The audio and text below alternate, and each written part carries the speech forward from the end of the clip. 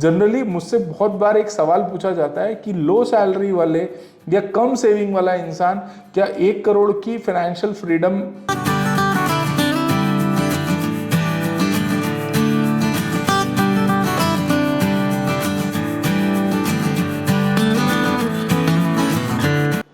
नमस्कार, मैं अमनदीप सिंह सासन आप सबका स्वागत करता हूं मेरे YouTube channel Pratyush FM services में। आप सबका धन्यवाद जिस तरीके का आप हमको सपोर्ट कर रहे हैं।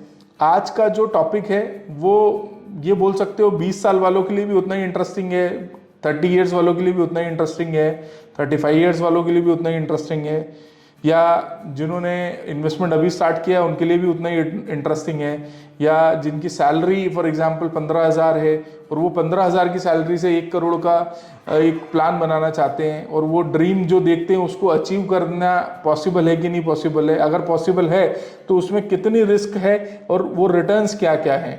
तो हम सब एक एक चीज़ को हम डिटेल्ड वे में देखेंगे। आप हमारे साथ बने रहिएगा इस वीडियो में।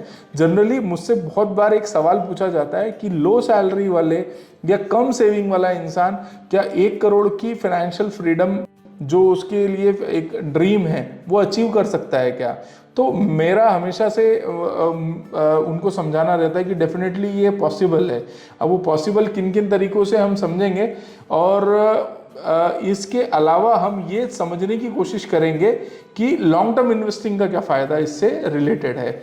तो मैं आपको स्क्रीन की तरफ लेके जाऊंगा। कैलकुलेशन पॉइंट ऑफ व्यू से मैंने एक हाइपोथेटिकल एक एग्जांपल रखा है कि एक 20 साल का या 25 साल का क्या व्यक्ति है जिसकी सैलरी 15,000 है और वो अब एक वैल्यू इन्वेस्टिंग के थ्रू या एक लॉन्ग टर्म इन्वेस्टिंग के थ्रू एक 1 करोड़ के कॉर्पस के लिए गन कर रहा है। तो मैं आपको स्क्रीन की तरफ ले जाता हूँ। यहाँ पे मैंने कुछ एक्सेल पे वर्क किया है। अब मैं यहाँ पे मंथली सैलरी मैंने 15,000 रखी है जैसे मैंने आपको बताया था। एलोकेशन मैंने 20% अगर वो सेव करते हैं तो वो 3,000 रुपये मंथली जो है वो सेव करने के लिए तैयार है। और इस तरफ मैंने डिफरेंट एवेन्यूज़ हैं जहाँ पर रिटर्न्स का मैंने कैलकुलेशन किया हुआ है। जैसे रियल स्टेट में 6% है, गोल्ड में 10.50% का जो रिटर्न्स है, और मिड कैप इंडेक्स में 14.24 है, स्मॉल कैप के इंडेक्स में 18.10 है। वैसे ही मिड कैप के फंड्स में लास्ट 10 ईयर्स का एवरेज और स्मॉल कैप्स के फंड्स में लास्ट जो 10 ईयर्स का एवरेज ये लिया है। और सबसे बड़ा मेन पॉइंट मैंने यहाँ पे लिया है कि इन्फ्लेशन को एडजस्ट करना, राइट। कि आज मैं 1 करोड़ की तैयारी कर रहा हूँ तो फॉर एग्जांपल मुझे 20 साल या 30 साल लगेंगे उस कॉर्पस को अटेन करने में, तो क्या उसकी वैल्यू आज की 1 करोड़ की वैल्यू रहेगी, ये सबसे बड़ा इंपॉर्टेंट पॉइंट है। तो क्योंकि इन्फ्लेशन आपके जो कैपिटल को कहीं ना कहीं इरोड करता है तो वो इन्फ्लेशन को एडजस्ट करना बहुत इंपॉर्टेंट है। तो यही मैंने इन्फ्लेशन को स्टैंडर्ड 5% रखा है और 5% से मैंने जो आगे रिटर्न्स की जो बात करी है तो वो इन्फ्लेशन एडजस्टेड रिटर्न्स की बात करी है। तो जो भी मैं अब हम कैलकुलेशंस करेंगे, जो साइड का कैलकुलेशंस करेंगे, तो फॉर एग्जांपल यहाँ पे मैं गोल्ड का अगर लूँगा तो मैं 5.50 लूँगा क्योंकि मैंने उसके स्टैंडर्ड जो रिटर्न्स से मैंने इन्फ्लेशन का जो एक अजम्पशन का जो परसेंटेज है वो माइनस किया है। तो अब बात आती है कि 15,000 की, अब आप बोलोगे कि ये स्मॉल कैप के फंड्स में ही डाल दो जहाँ पे 24 तक आ रहा है तो जल्दी मैं 1 करोड़ रुपए बना लूँगा। तो यस, अगर रिटर्न ज़्यादा है तो रिस्क भी बहुत ज़्यादा होगी। तो रिस्क और रिटर्न एक साथ आपको मैनेज करना आना चाहिए। उसके लिए है रिस्क, आपका प्रोफाइलिंग बहुत इंपॉर्टेंट है, एसेट एलोकेशन बहुत इंपॉर्टेंट है।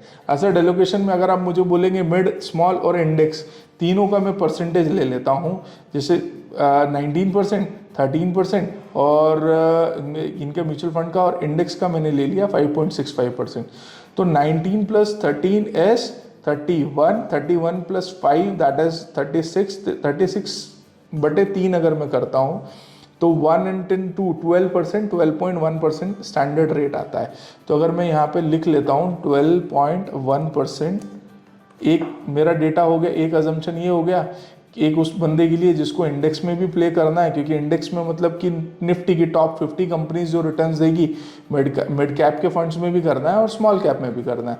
और एक हम एग्जांपल ले लेते हैं खाली 13 और 19% का, जो कि 31 होता है, डिवाइडेड बाई 2 करेंगे तो 15.50 और राउंड ऑफ में हम 15% को समझ लेते हैं। 2 सिनारियो से हम कैलकुलेट करते हैं कि 2 सिनारियो से हम कितना पैसा बनाते हैं। और एक अजम्पशन और रखा है कि 10% से मेरा सैलरी भी इंक्रीज होगा। अगर मैं काम कर रहा हूँ 15,000, तो 15,000 जीवन भर तो 15,000 पे नहीं रह सकता, हर साल मैं इंक्रीमेंट मांगूंगा।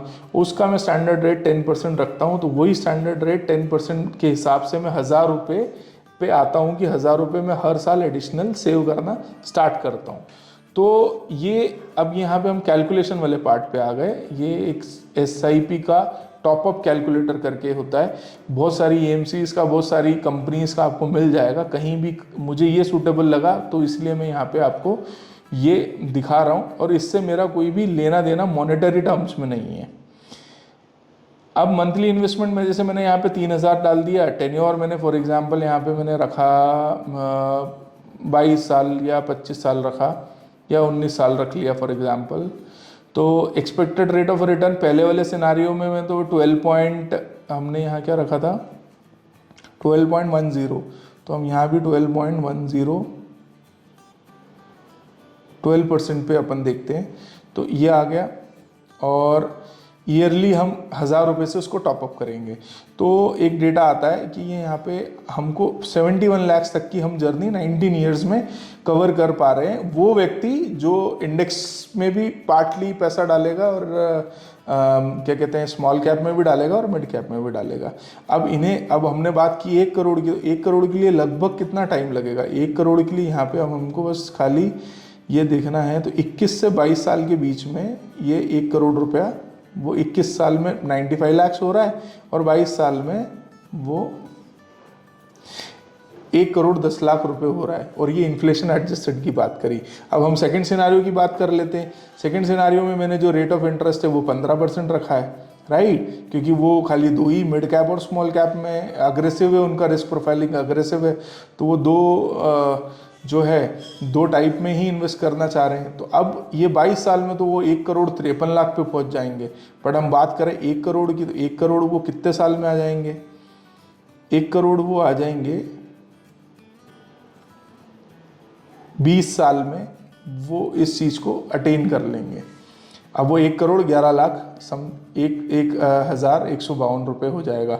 तो मेरे कहने का मतलब है रिस्क और रिटर्न आपने देख लिया इसमें कैसे है, बट ये पॉसिबल ज़रूर है अगर आप लॉन्ग टर्म इन्वेस्टिंग में बिलीव करते हैं। अब मैं रिस्क की बात करता हूँ, तो रिस्क का एक डेटा ये बोलता है अगर मैं 5 साल तक भी इन्वेस्टेड रहता हूँ तो मेरी प्रोबेबिलिटी हो जाती है नेगेटिव रिटर्न्स की 0%, और मेरी प्रोबेबिलिटी हो जाती है 75% मोर देन 8%। मतलब कि 8% से ज़्यादा मुझे 75% चांसेस है, और 0% चांसेस है कि नेगेटिव रिटर्न्स के। और यही बात मैं 10+ ईयर्स की करूँ तो 100% प्रोबेबिलिटी हो जाती है कि मैं 8% से ज़्यादा रिटर्न बनाऊंगा, और एवरेज जो आता है वो 12% आता है। तो डेफिनेटली रिस्क और रिटर्न्स को देखना, हमने रिस्क प्रोफाइलिंग देखना बहुत ज़रूरी है, रिस्क एसेट एलोकेशन देखना ज़रूरी है। ये अगर आपको एसेट एलोकेशन पे डिटेल्ड वे में देखना है तो आपको लिंक ऊपर पॉपअप पे आ रही होगी। मैंने डिटेल्ड वीडियो ऑलरेडी बहुत पहले बना चुका हूँ, एसेट एलोकेशन पे बनाया हुआ, रिस्क प्रोफाइलिंग पे बनाया हुआ। उम्मीद करता हूँ आपको ये जो वीडियो है अच्छा लगा होगा। अगर आपको अच्छा लगा है तो आप इसे लाइक कीजिए, शेयर कीजिए, सब्सक्राइब कीजिए, और उन तक पहुँचाइए जिन्हें 1 करोड़ का जो ड्रीम है वो ड्रीम ही लगता है। ये डेफिनेटली पॉसिबल है, प्रूवन पे ये कैलकुलेशंस हैं, बट ये कैलकुलेशंस कहीं ना कहीं पास्ट में भी तो हैं। अगर मैं बात करूँगा 41 ईयर्स में से निफ्टी अगर आज 20,000 पे आया हुआ है, तो जर्नी में कुछ सालों में इतनी जर्नी अगर आई है, तो आज जहाँ निफ्टी है वहाँ सेंसेक्स जो क्या कहते हैं, आज जहाँ सेंसेक्स है वहाँ कल निफ्टी होगी, राइट। तो इसी के साथ में मैं इसको एंड करता हूँ। अगली बार आपके पास अगली कोई डेटा और अगली कोई अच्छी चीज़ लेके आपके पास में आएंगे। तब तक के लिए धन्यवाद।